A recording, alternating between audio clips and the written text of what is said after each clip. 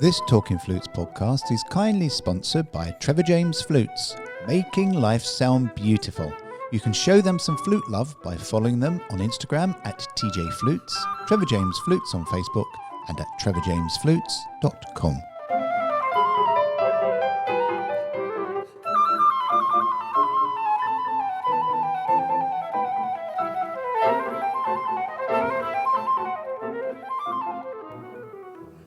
Hello, this is Talking Flutes. I'm Clare Southworth, and I'm still talking on Zoom.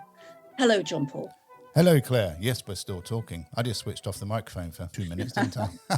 From the last Talking Flutes podcast we did. Yes, because we're not together, are we? We're in separate parts of the country. Yeah, the wonders of Zoom come to Talking Flutes again, so it's brilliant.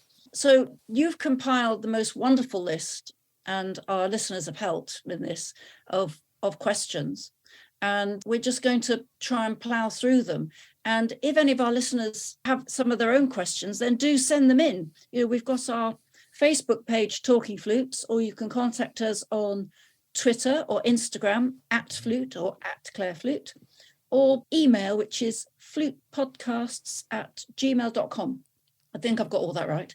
But we love getting questions. It makes us stop and think. Should we jump into the first question, Claire? Go for it. Is it appropriate for flute players to use electronic amplification and effects pedals during live performances, or does this detract from the traditional sound of the instrument? Prof, over to you. Well, you've got two different areas here. A lot of your questions have got two parts, haven't they? Yeah. So the two different areas here are really whether you're playing traditional or conventional music or contemporary. I'm thinking, so if we start with traditional, conventional, if you're playing that sort of music, then you shouldn't need extra amplification, because part of our training is about projecting our sound, projecting the music to an audience and to all parts of the concert hall. And I think if you were suddenly to use that extra amplification, like with a microphone, it completely distorts really how you're playing the music. I just remembered at one of the NFA flute conventions. And now often those convention hotels, the halls are unlike normal concert halls, because they're not a concert hall, it's a convention hall. And the acoustic is really dead. And you feel that when you play, that the sound has just stopped right in front of you. And it's very easy to start to force it because you think it's just stopped. I remember there was one particular flute convention. I can't remember where it was now. I think it might have been one of the Chicago ones. And I'd got to the rehearsal, and this was with orchestra, and there was a microphone set up, and it felt really uncomfortable. So I remember we rehearsed with this microphone on, and it felt really so unnatural. So I didn't use it. So I told them to take it away, because, of course, the orchestra wasn't using microphones. It was just me. So it made it feel very unnatural. And I didn't know how to blend or stand out in the normal way because of the microphone was amplifying everything I did. So I love the feeling of making my sound travel through a concert hall. And I think a microphone can inhibit that natural playing. I'm going to take you back to a St. John Smith Square recital that you did, which, when you introduced a microphone and a backing track, it was quite new in that sort of world to have a proper recital in a big concert hall, playing sort of world premieres and playing wonderful, beautiful classical music, to throw in this piece, TRKs by Ian Clarke, right in the middle.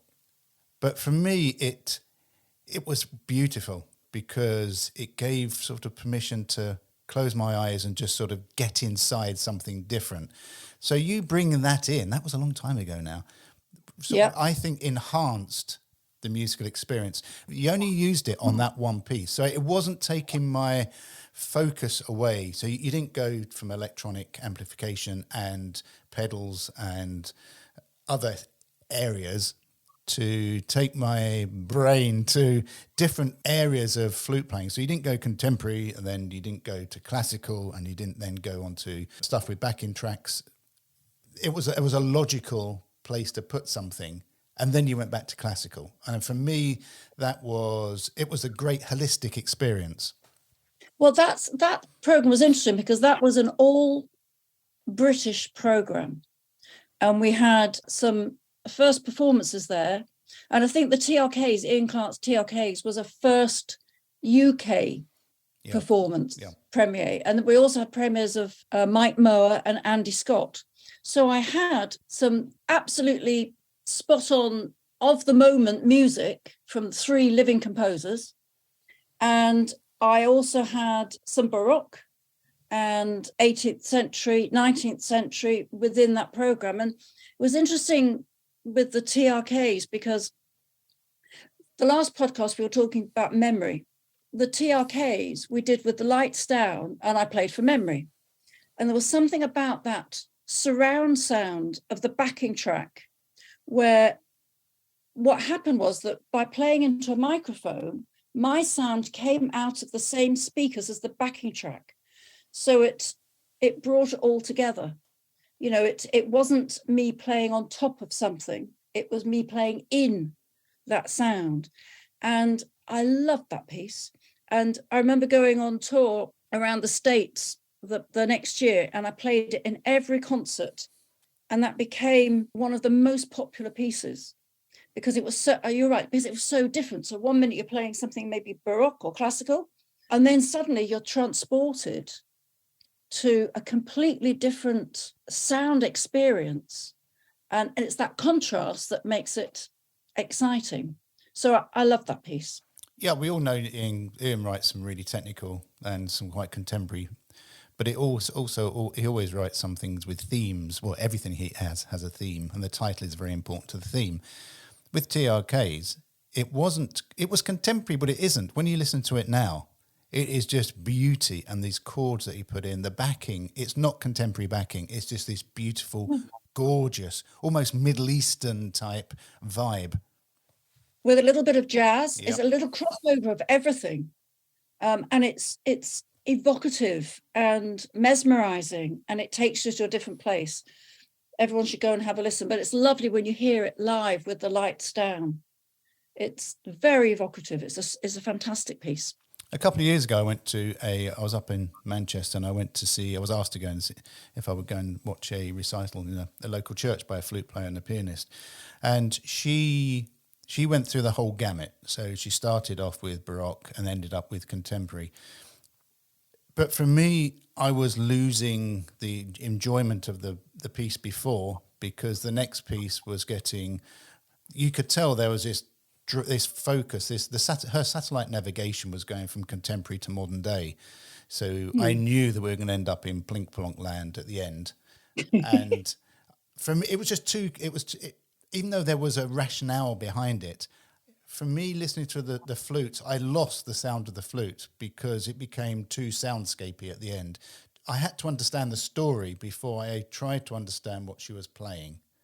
So I was not sat there actually enjoying the flute. It was very good and very creative, and I got it. But for me personally, it's probably my age. There was just too much there. So only the first sort of third of the concert was of really showing and demonstrating what the flute can do. After that, it was more about the technical side of what she could do. And whilst it was genius, I just didn't get it. And we have to understand that's fine, because not every audience member will get everything you do, but you do have to be very careful in that you need to bring your audience along with you, don't you? Yes, you do. And you touched on something there about the understanding. I mean, I've been to recitals, been to final student recitals where I have not heard a proper flute sound. I've just heard, as you called it, plinkety plonk. So that where the music is so contemporary that you don't know if they can actually play the flute properly. And from an audience point of view, the understanding the piece is very, very important. So I remember when I first learnt Berio Sequenza and the Boule Sonatine, I actually didn't understand them.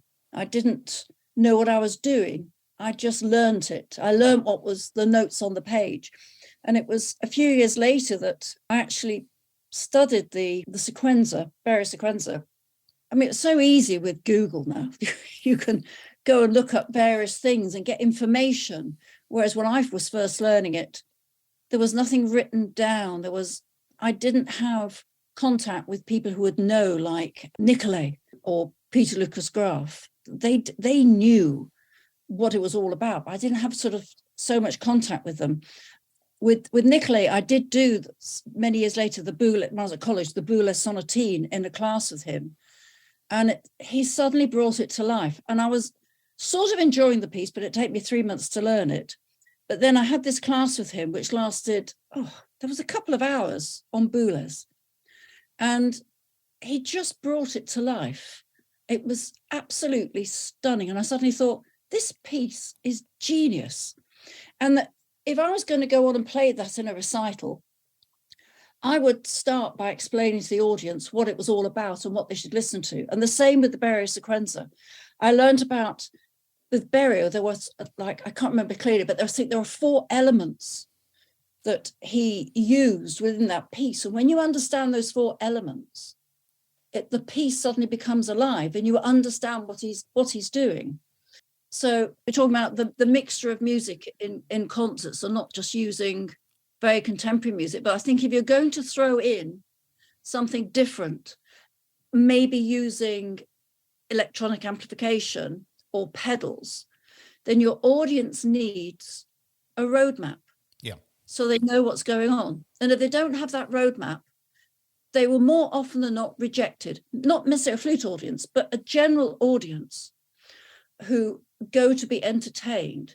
If you play something to them that they don't understand, they won't like it. So you need to give them some information that they can hang on to. The same as if you're playing an early piece, a Baroque piece. I used to always give a little story, just so that they could understand the flavor of the music, whether it was bright and jolly or dark and morose, whatever it was, that you gave them an idea of what the piece was about.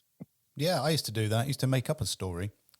Me too. Yeah, just to give a little narrative. They shouldn't stop people putting in pieces with electronic amplification and effects pedals, because they are gorgeous in the right context. And providing you're bringing the audience with you, just be very careful when you bring that type of music in, because the subsequent piece is going to be a measure of the piece before, whether you accept the new piece. And what you did very cleverly when you did TRKs, which was absolutely stunning, you put if I remember rightly, you had the Andy Scott World Premiere piece afterwards, which was, the genre was a slight overlapping genre, but you brought back in the flute as a virtuosic instrument without taking the audience too far backwards into a technical piece. So it was very, very cleverly done. So I don't mind if I think it's genius when I hear flute players play plinky plonky, as long as I know what they're playing, and providing they're going, I don't have to then go back to Forêt Sicilienne or Poulenc afterwards. It's just one more point before going to the next question, is that when you look at all the music that was being written in the last 300 years, there's only a small amount that really stands the test of time. True. Now, if you look at the music that's been written in the last 50 years, also there'll only be a small amount of that music that will last the test of time.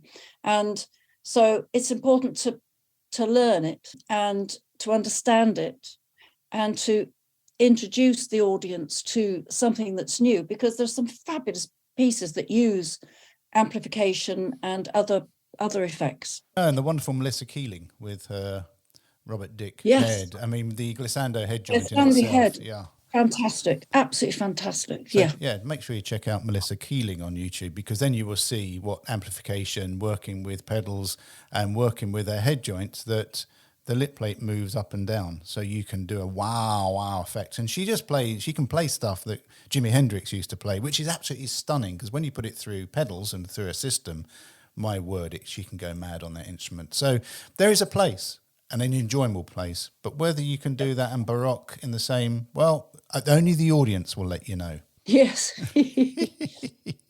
Should we move on, Claire? And Yes, yes. and this is on a very similar line. It is, should flute players focus more on perfecting their technique and performing classical repertoire, or is it important to explore more contemporary styles and genres? You've also given us two issues here. Yeah. In terms of perfecting technique and performing. To perform well, you need to perfect your technique.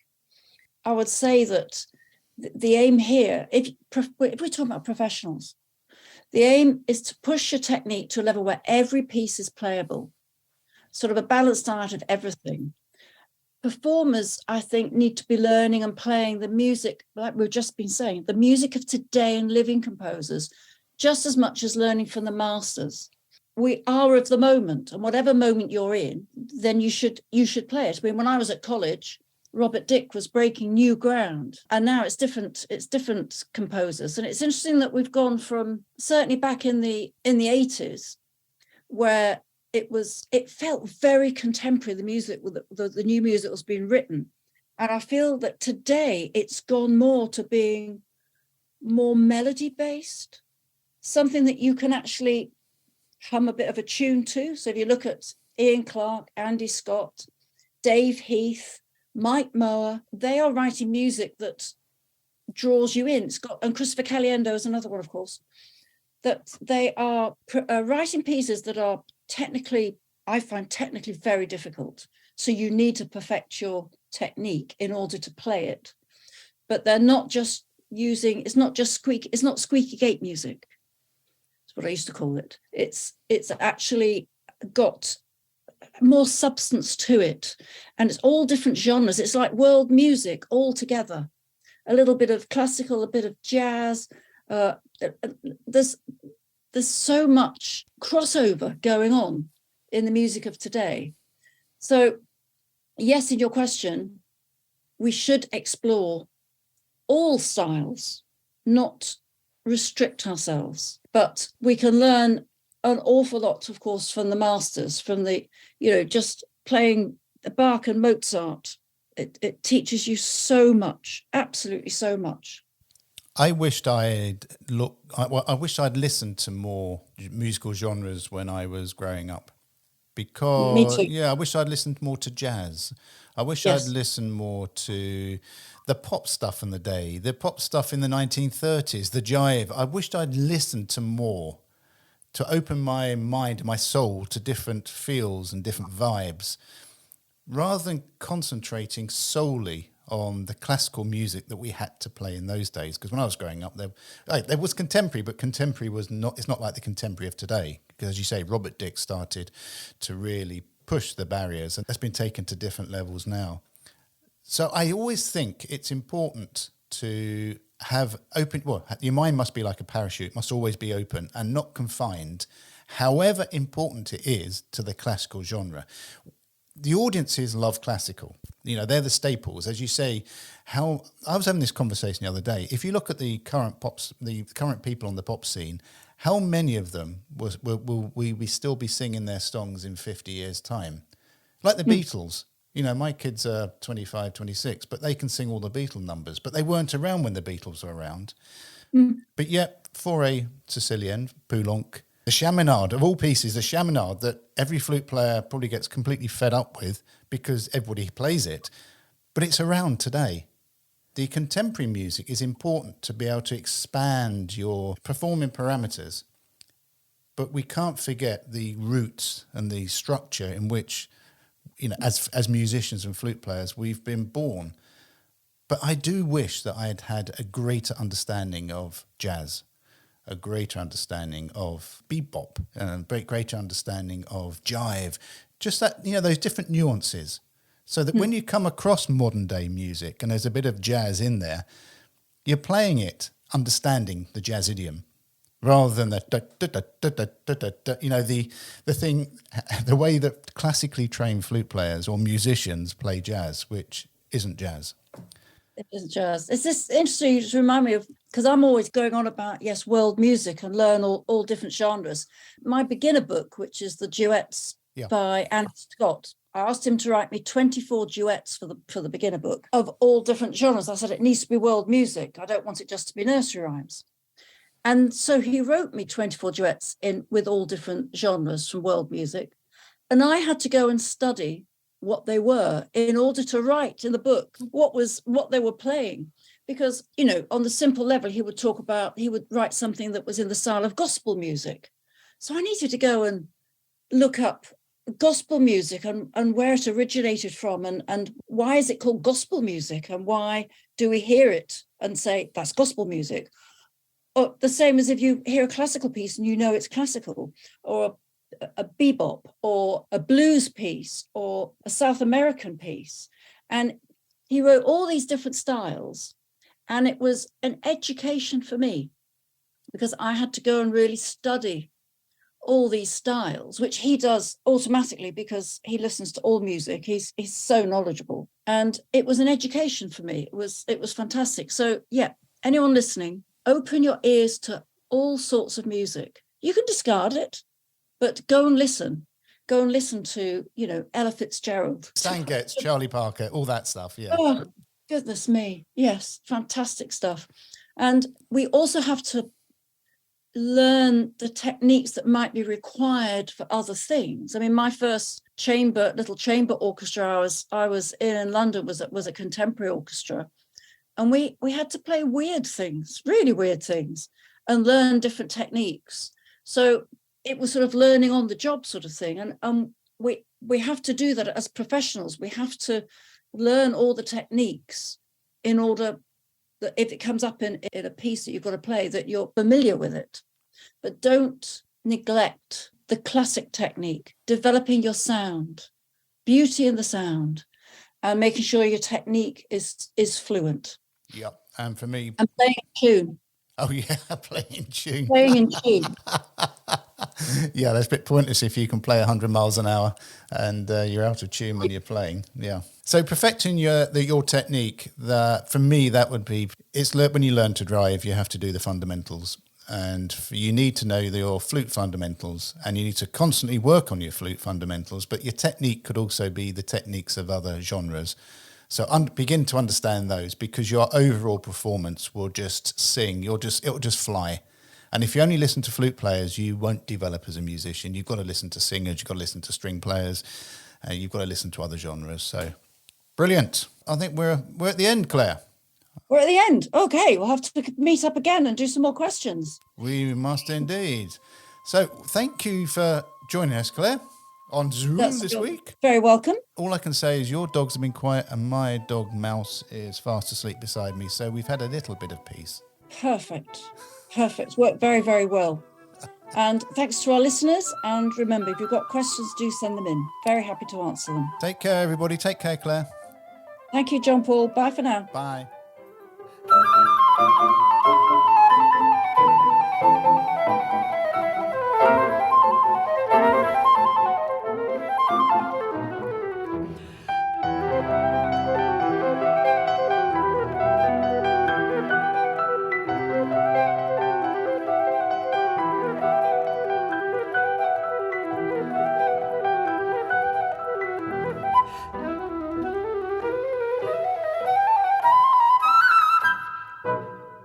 Talking Flutes and Talking Flutes Extra are podcast productions by the Trevor James Flute Company. For more information, visit trevorjamesflutes.com.